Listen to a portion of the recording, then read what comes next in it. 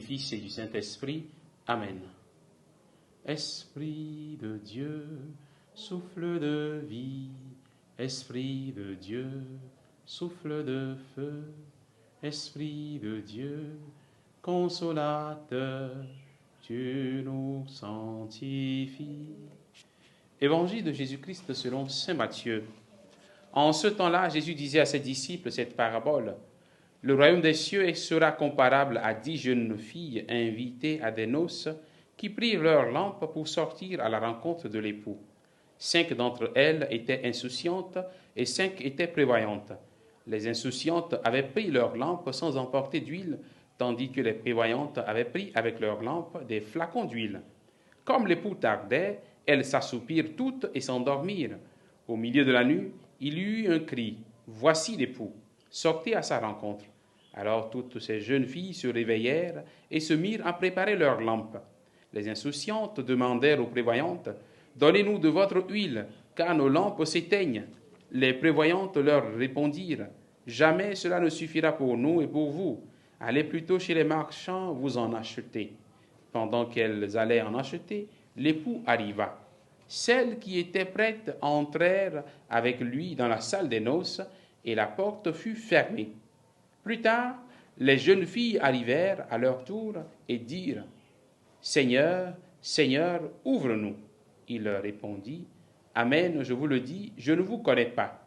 Veillez donc, car vous ne savez ni le jour ni l'heure. » Acclamons la parole de Dieu. Louange à toi, Seigneur Jésus. Bien-aimés de Dieu, frères et sœurs en Christ, nous sommes aujourd'hui le dimanche 12 novembre. Nous sommes au 32e dimanche du temps ordinaire. Veillez donc, car vous ne savez ni le jour ni l'heure. Je voudrais prendre juste un aspect de cet évangile que nous avons écouté. Saint Matthieu nous parle de 10 jeunes filles, 5 insouciantes et 5 prévoyantes. Les 10 sont restées longtemps. L'époux tardait à venir. Voilà le message que je voudrais garder. Le retard de l'époux. Jésus voudrait dire par ce message que sa venue prendra du temps.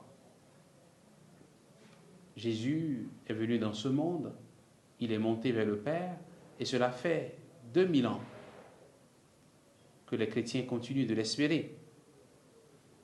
Le fait qu'il tarde à venir suscite chez certains le manque de foi.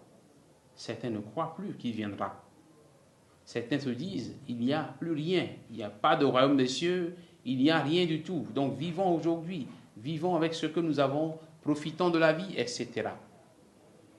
Certains se moquent des chrétiens qui espèrent une vie au-delà de cette vie que nous avons sur la terre, parce qu'ils ne croient pas en Dieu. Mais le chrétien, frères et sœurs, n'est pas stressé par la connaissance du jour ou de l'heure que Jésus choisira pour revenir. Le chrétien ne vit pas non plus dans l'instant présent, en oubliant la venue de son Seigneur. Non. Il se prépare. Il fait en sorte que sa foi puisse durer.